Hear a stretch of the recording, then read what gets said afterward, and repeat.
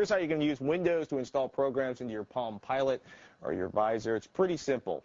Here's what we're going to do. You're going to go to a website. We downloaded a bunch of stuff from palmgear.com, and we actually put it on our desktop. That gets you a thing. We are on PC. What PC am I on? So we can tell them back there. We're on PC 3, George. So what we have here up on the screen here, folks, so we've got a bunch of Palm programs. They come in a zip file. We double-click those. We use WinZip or some other extraction tool so we can actually get those files uncompressed on our computer. What happens next? You know what? Launch your Palm desktop. Check out, there's a little icon down here called Install if you want to add this stuff in here, all the way down in the left-hand corner, which is cut off, folks, for you at home by that lovely thing there. There we go. And you can actually pick in. See this? We've got our user here. We're going to add some software in there to install. So we're going to cruise around our desktop. We're going to find our new Palm software folder. We've got a Tide calendar in there. Check this out. And we're going to go to the PRC file. That's always the program. You probably can't read that on that screen.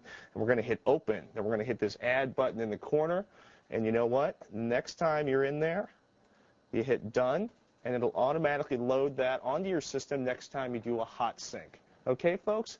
So download the software, expand it onto a file in your system, and then use the Install button on your Palm desktop or your hot syncing software of choice and set that critter up. Next time you boot or next time you hot sync, it'll automatically load it in your Palm or Visor.